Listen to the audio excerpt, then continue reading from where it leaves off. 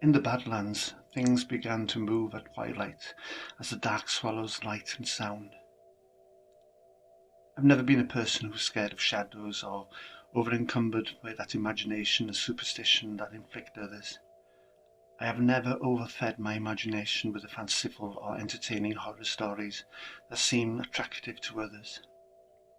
These tales have never titillated me. I am human and acknowledge the truth of my species. Therefore I know that the greatest horror lies within me, in what I have the potential for doing as a human. Historians have always studied this capacity with great fascination. There are so many things that even the online browsers don't know, quite simply because no one has ever truly known about them. That is, until they choose to manifest themselves. There is an unknown history that even our unconscious protects us from. Maybe it's that fear of the other or the unknown that is encoded in us all as a species.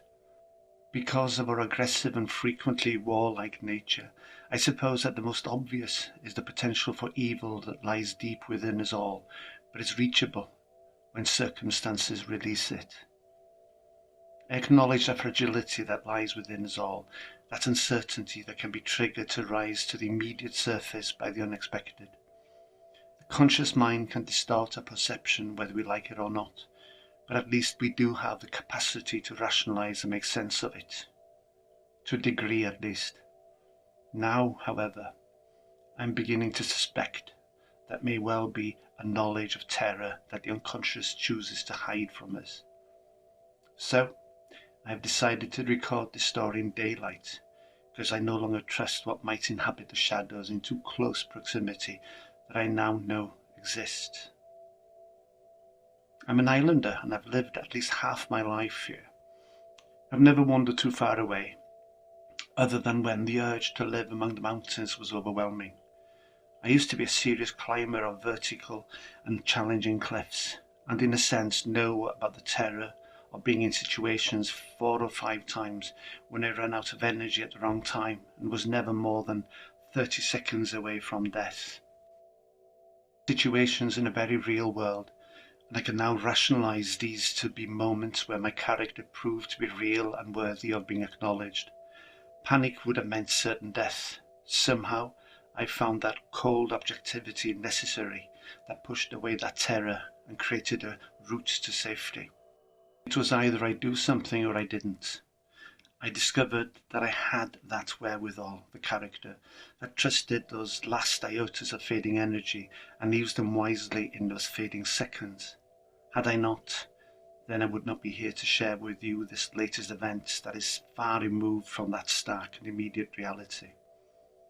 I think I found something that even our unconscious hides away from us. Clearly, what might overwhelm others not familiar with these crises.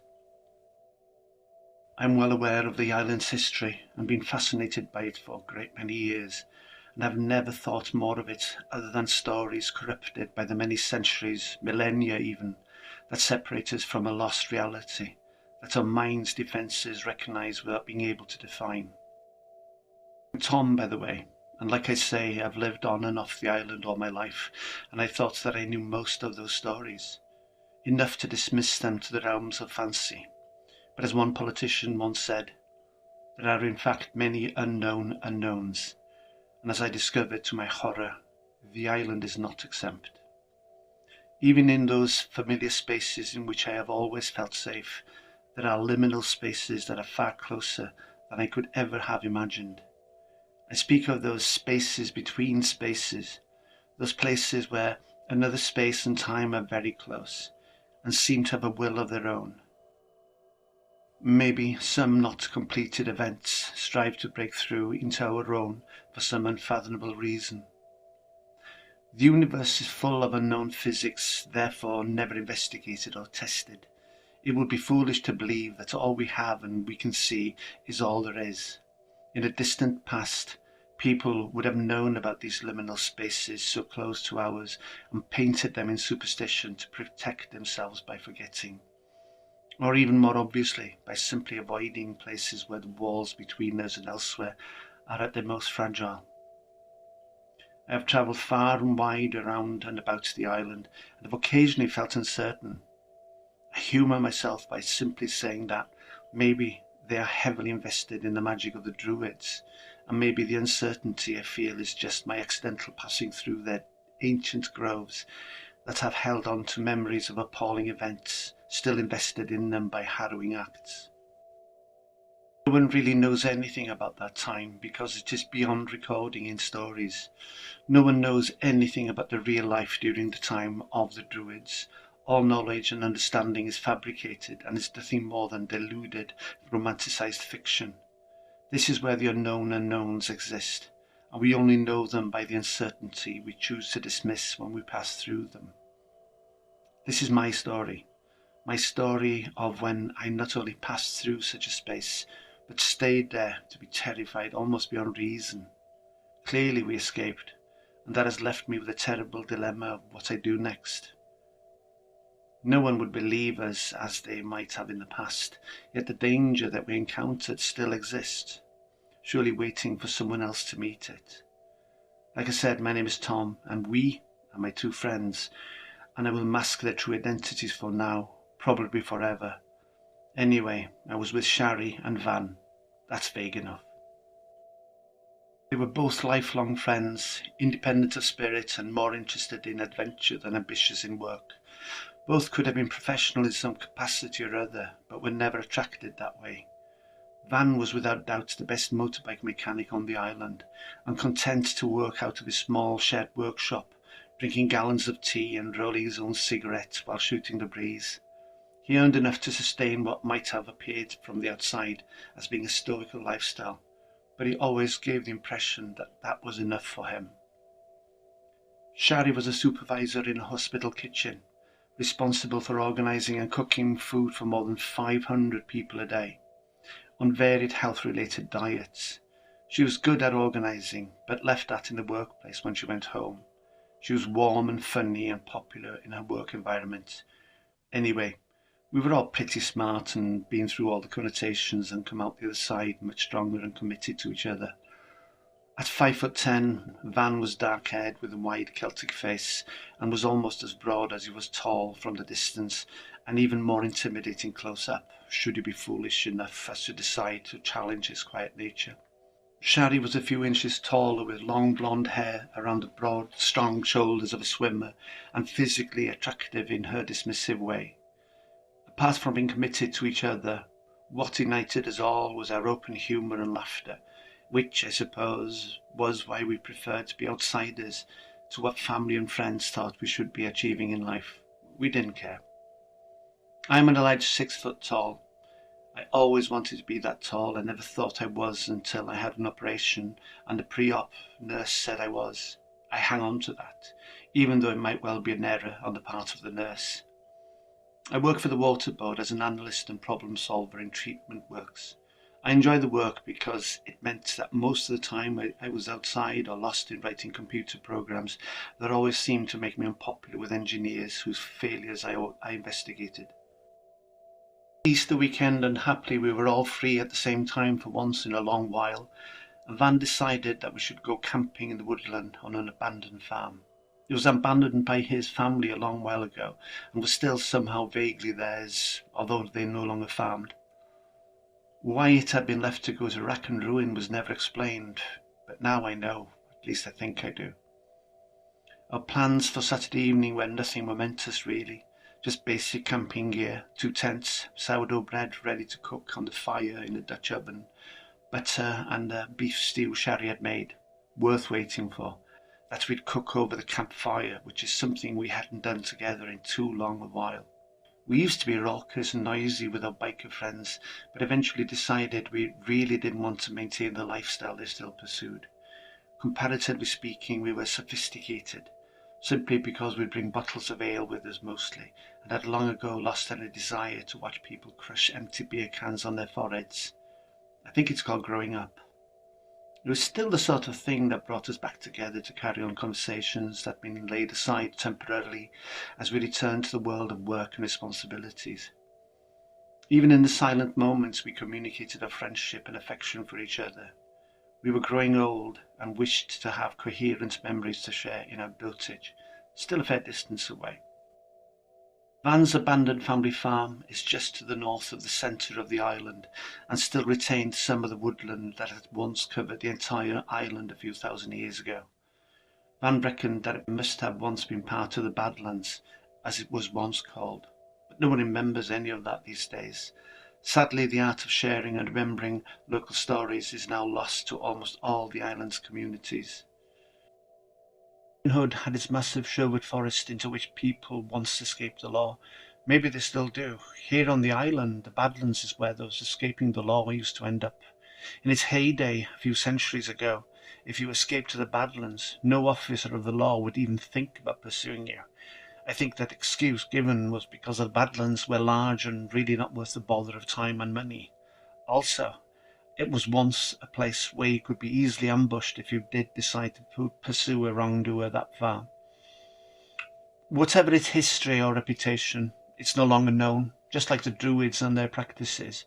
But as I say, people today know nothing of it, and what was once a massive forest is now no more than small woodlands across the north of the island, interrupting some pretty good farmland, which is really why Van could afford to have the work and lifestyle he has.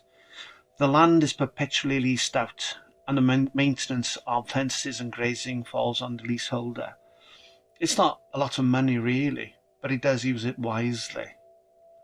Van knew far more stories than most because his family came from what would have once been the centre of the Badlands.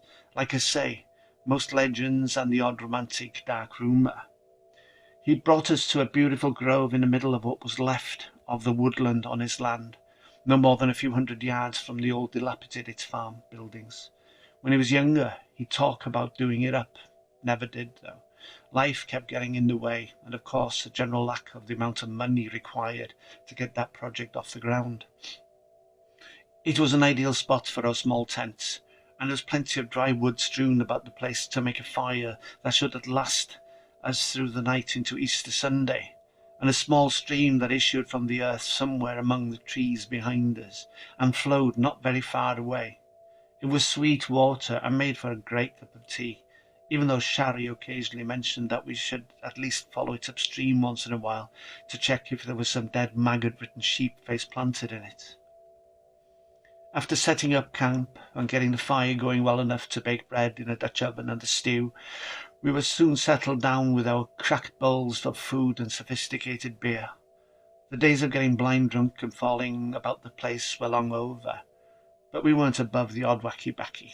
But for now, we only had our warm beer and were embraced by the warmth of the fire on our faces. Van began to tell us stories about the Badlands. I think we'd heard most of them over the years, but being in the middle of what had probably been part of them, the flickering shadows in the surrounding woods from the large campfire lent them a bit more atmosphere. And anyway, we were enjoying ourselves. Van told us one story in particular, one I don't think we'd heard before, that his grandfather had heard from his own grandfather. That's a tale that would have reached back to the 1820s at least, and obviously his grandfather's grandfather might well have heard it from his own grandfather's grandfather. As well as being astronomers, the Druids, the leaders at least, were a pretty monstrous and darkly imaginative bunch when it came to fiddling with the dark arts and practicing on their own folk. We can guess that much by simple awareness of the recorded modern history.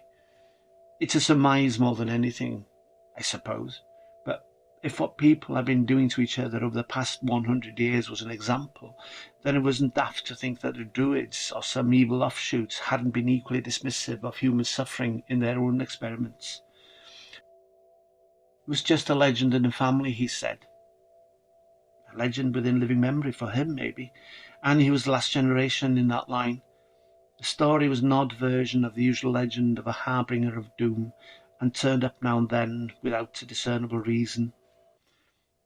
At night in the Badlands where we were, especially at twilight when all shadows began to move, it wasn't too difficult to fall into the ancient listener's trance.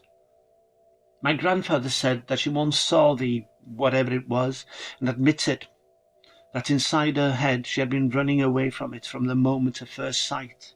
And as a kid, I'd always thought she had some kind of nervous disposition that made her flick her head back round behind her, I finally realised that she was always searching behind her in fear.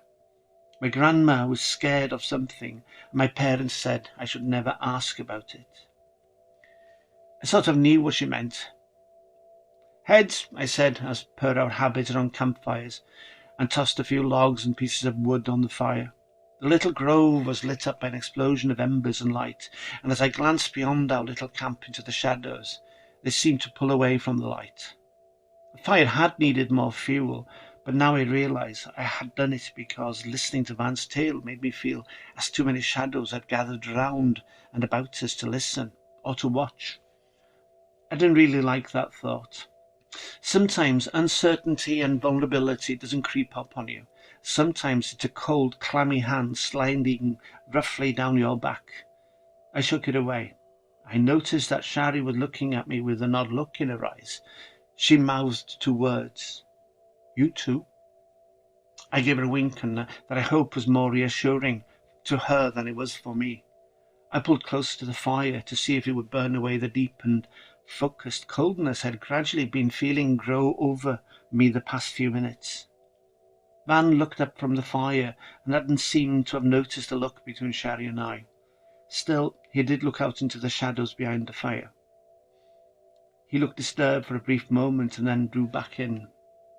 I said, "Considering where we are right now, Van, one of the last pieces of the Badlands, do you actually believe any of what you've been talking about?" Van took a good swig of warm beer. We'll have to bring a cooler with us next time. As usual, we'd all agreed on that last time, but forgot to get one. No matter what our intentions, we always ended up with basic camping gear of tents, fire, beer, food and companionship. He placed that bottle down beside him. He was really a tidy guy and a dedicated fan of recycling. He carried on. "My grandmother believed it," he said. "Really believed it. And it was a subject that my grandfather would never challenge. He knew her well enough to know that if she believed in something, then it was probably true. She called what she saw something that waited and watched with purpose. She felt it first, and for a long time, mostly when she was a teenager gathering in the cows to milk in the evenings in autumn. She said she saw the shadows move, gather together, she said, into a shape that she couldn't really describe or recognize. These days she would be described as being fanciful or attention-seeking, but no one had ever made an effort to dissuade her. They knew the old stories then. She wouldn't have used the word bipedal, but that's what it seemed to gather into. Large, messy, bipedal, and my grandfather told me that it had watched her for a number of years, and the whole family knew that. In the end, bravery has its limits, and she had to tell her father that she was far too scared to go and call in the cows, and he didn't even dispute what she said. It was as if he was hearing what he'd been expecting, and after that, every evening throughout the year, when it was her turn to bring in the cows for milking, he would stand close outside with his shotgun, and God help anyone or thing that tried to come close to her. She only heard her father discharge the gun 3 times, she said. He would never speak of it. And until she married and moved to live on a farm in the south of the island with her new husband, she was never allowed to be alone. Shari spoke up. "I remember your dad always had the gun on top of the Welsh dresser, didn't he?" And I remembered that as well. So I asked, apart from the bleeding obvious ambition in chasing a young woman, what would whatever it was want? "I don't know," said Van. "No one ever spoke of it. It had done nothing but watch, other than when her father had shot at something. I never learned what that was about. It was just a thing that made no sense to them other than issue menace." "Anyone else seen it?" asked Shari. "It has to be the next obvious question, doesn't it?" She looked round us into the dark woodland before choosing logs and sticks that would add a bit more light to the proceedings. I felt the same and threw on a few pieces of wood myself. We were surrounded by serious darkness here in the woodland. Earlier we'd been able to see light through the trees from the odd farm and small cottage that dotted the agricultural landscape, and now it seemed that everyone and everything had switched off their lights, or they'd been swallowed up by the darkness. I turned back to Van and cast an eye at Shari. who seemed a bit more nervous than she had been, and she certainly wasn't one to be scared easily. Van continued, "Other than my great-grandfather and grandmother, no one local ever saw it, as far as they knew." Van said maybe it was just local to here, or maybe no one wanted to talk about it. Van went on, "Other than my great-grandfather and grandmother, no one local ever saw it, as far as they knew. Maybe it was just local to here, or maybe no one wanted to talk about it." "In case it made it real," Shari contributed, unnecessarily as far as I was concerned. "But the Badlands were a much, much larger place centuries ago, and it's possible that people must have come in here to hunt or to hide or something like that. If anybody went missing, then I never heard any mention of it in their stories. But local news was very local in those days. People really did live very insular lives, their entire lives." The three of us fell silent for a moment, consumed by our thought. It was Shari who noticed the silence first and stated the obvious. "Is it me? Or is it suddenly a bit too quiet out there?" I got to my feet and looked around. She was right. There was no sound other than the crackling of our fire. It was as if something had suddenly swallowed up all the normal ambient sounds. It felt as if nature had stopped a moment to breathe inwards before exhaling prior to doing something. It only lasted about 30 seconds, but more than enough time for it to be an unexpected and curiously concerning bit of missing normality. I felt as if the woodland had become suddenly watchful, and it was watching us, whether out of interest or fear was yet to be ascertained. And then the sound came back, like someone gradually turning the volume up. An owl called to another at a distance, the usual effect of the breeze, and there's my voice saying, "That was odd." I mean, it was. I was also tempted to say, "Let's call it a night," but couldn't unless the conversation went in that direction. And what was worse was the crooked grin that was breaking across Shari's face. Never a good sign for peace and quiet. Shari always took life as a sequence of challenges that either needed to be confronted, overcome, or just plain ignored. That was a silence that didn't seem inclined to be ignored. "Strange that," she said. "A silence full of unknown intent." "Yeah, right." The attitude of Shari had caused a bit of a kerfuffle in the past that we'd occasionally had to fight our way out of. She's never flippant, though. "There's someone out there," she said, sending out her hearing in lieu of sight. "Definitely some bloody creep or other. Too many of them around these days." I said, "In that case, why don't we allow him," invariably him, "to do whatever he's doing without any interference from us?" "Don't be silly," she said. "No such thing as ghosts and monsters, just an overactive imagination and everybody else joining in. So, let's go find whoever the arsehole out there is. Van?" Van closed his eyes and looked away from the fire as he got up. "Okay, give a guy a minute to get rid of retinal burn. Shelley's right, by the way. This is my family's farm, and if somebody else is out there, then the motivation's got to be dodgy." "Throw some logs on the fire so we can find our way back later," Shari said. "And now, dearest friends, let's go hunt varmin, or scare the big Jesus out of him." Like I said, woodland is never silent. That's bleeding obvious, of course, but then again, neither does it dip into deep and disturbing silence twice in a few minutes. I remembered then that in the jungle, everyone becomes silent when the ace predator is out and about. The small and fluffy out there think, if I'm silent, it may pass me by. Okay, let me describe underfoot before I venture to tell you about the silence that seemed to have surrounded us again and move with us. The weather is definitely worth mentioning. Like many people, I've been disappointed so many times over the past 10 years by the appalling weather in the form of ever-damp southwesterlies that hammered the island in summer with a new seasonal regularity. But so far it had been dry and sunny for the past few weeks. I mean, real sunshine. The stuff that's always been what other people have. In other words, it was dry underfoot, very dry in fact. Dry everywhere but here. Our campsite was dry under and overfoot, as it were, but there, less than 100 feet into the woodland, trying to follow Van and Shari, it became mud. Not only mud, but lichen and mosses hanging off low-hanging branches that seemed determined to get in the bloody way.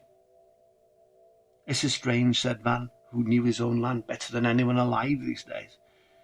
And so what I had anticipated as being a jolly ramble in the woodlands to humour Shari had turned into an obstacle course of ducking under and climbing over things and having someone wipe a rancid dishcloth over my face. "Bloody hell," I complained. Is it all like this?" Van stopped. "None of it's supposed to be like this." It was Shari who first remarked on the lights in the near distance, about 100 yards away, sort of bobbing up and down. "Will-o'-the-wisps," I said. It drew a puzzled expression from Shari and Van. It's methane gas being released from this swamp." Van has never been one over-encumbered by the wibbly-wobbly beliefs of others. "Well, shouldn't be here," he said. "And who's igniting it?" Shari asked. "Apparently it's natural," I said, although I was thinking along the same lines as Shari. "Sounds dangerous," she said. "Is it going to explode?" "Probably," Van answered her. "At its widest and deepest, this woodland is only supposed to be about 300 feet across. Our camp's about 100 feet in." So I said, "There's only about 100 feet left." I saw his head bob up and down in the affirmative. "And the slime?" I asked. "That should be here either." "It's dry and well aerated, this woodland, and it's supposed to be full of solid oaks and some sycamores here and there. This is new." "Well, obviously it's not new. Let's put it like that." "Are you joking? Trying to scare us?" asked Shari. Whatever it was a legitimate reason to turn back. "What was that?" "Did you see that?" Something had crossed in front of a number of the floating lights ahead of us, extinguishing and releasing the lights one after the other. And it was bloody big, much bigger than normal people, by far, probably big for a bloody monster, now think about it. I knew we'd all seen it. The shape was big and bipedal, after a fashion at least.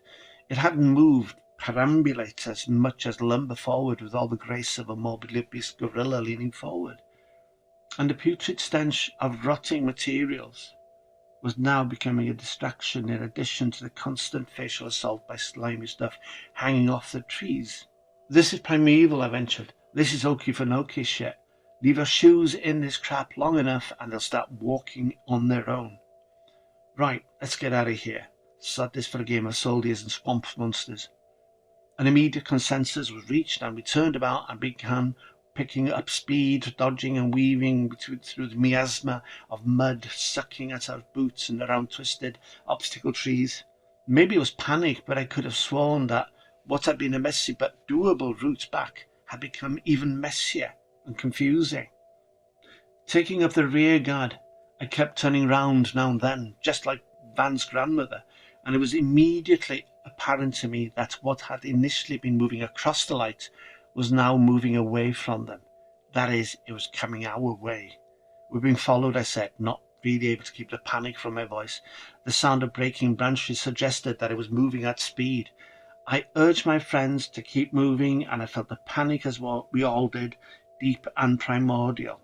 "Whatever it is," I shouted, "it's definitely coming after us." Shari sought to be helpful by suggesting that this was Van's family problem and maybe we should tie him to a tree and leave him there to sort it out. A loud crash and a resonant snuffling roar felt far too bloody close.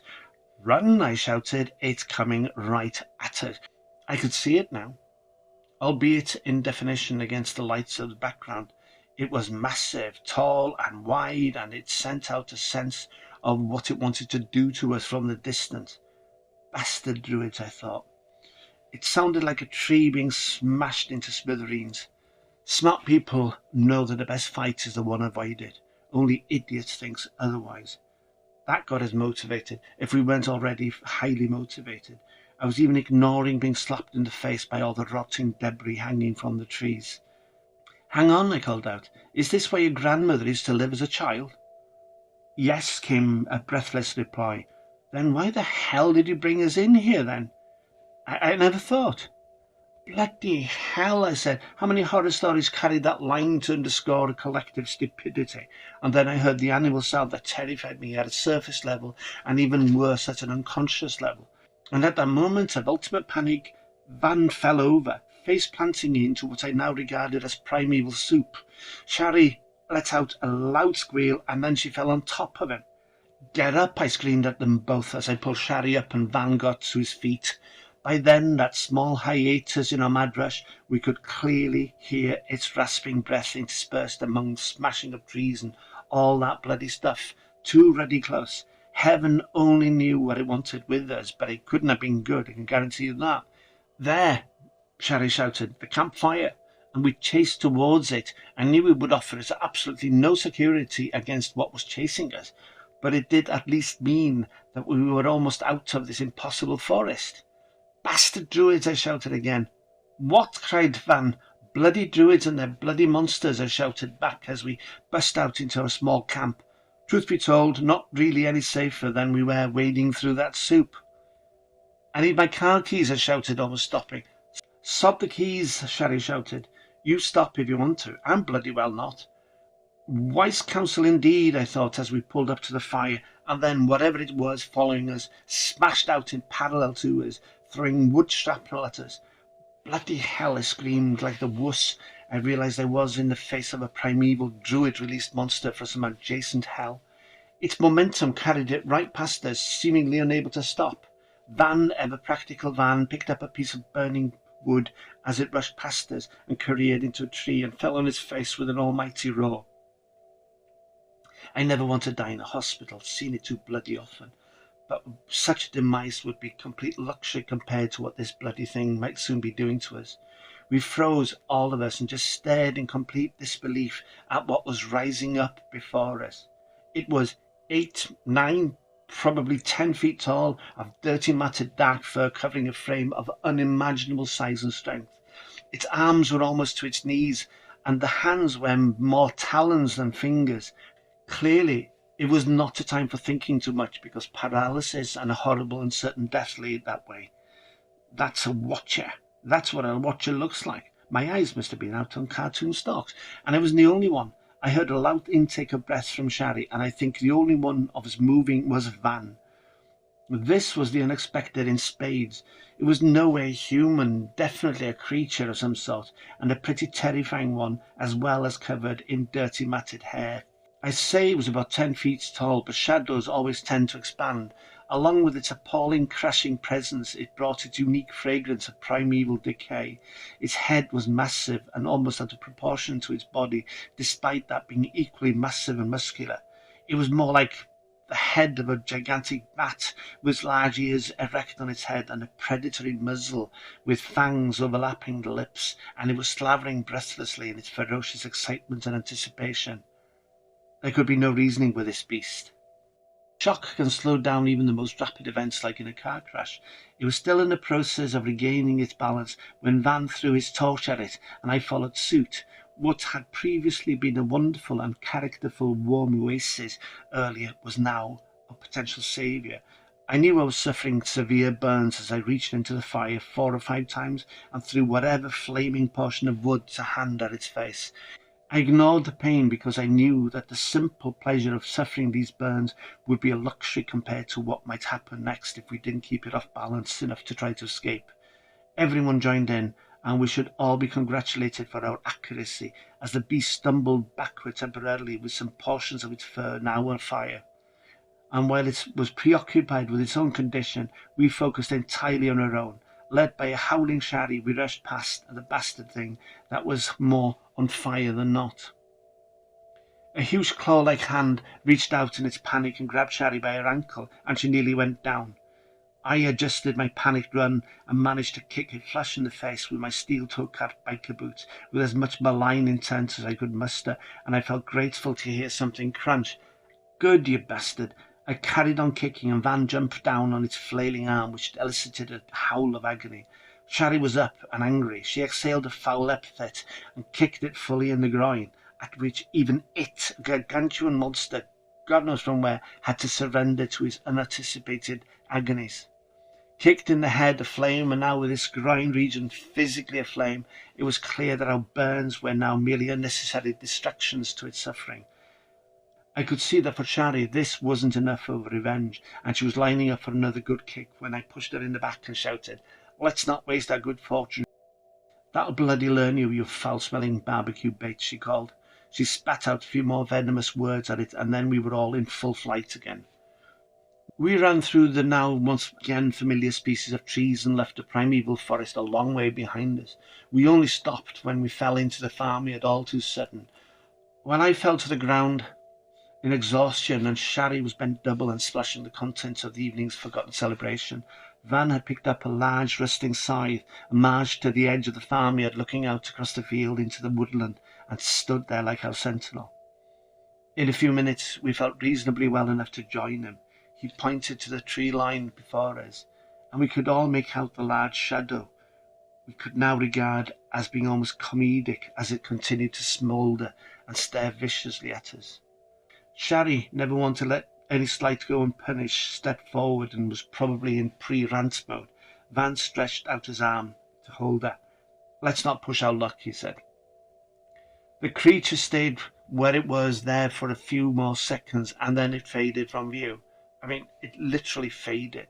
Hopefully it went back to wherever it came from.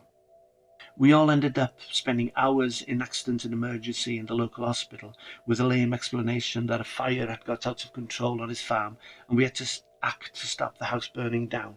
No one believed us. We didn't care. Anyway, it wasn't enough of a reason to get the police involved. The next weekend, Van and I went back to the farm. We didn't tell Shari until afterwards, and were soundly admonished for that lack of courtesy. She didn't hear any of it. The next weekend, Van and I went back to the farm. We didn't tell Shari until afterwards, and were soundly admonished for this lack of courtesy. Anyway, I brought my small drone with me, which we sent in to overfly the woodland. That's all we saw. Small woodland in the middle of arable countryside, no bigger than it was on the Ordnance Survey map. There was no sign of a primeval forest or smouldering beast. What had probably never been there, in one sense, was definitely not there now.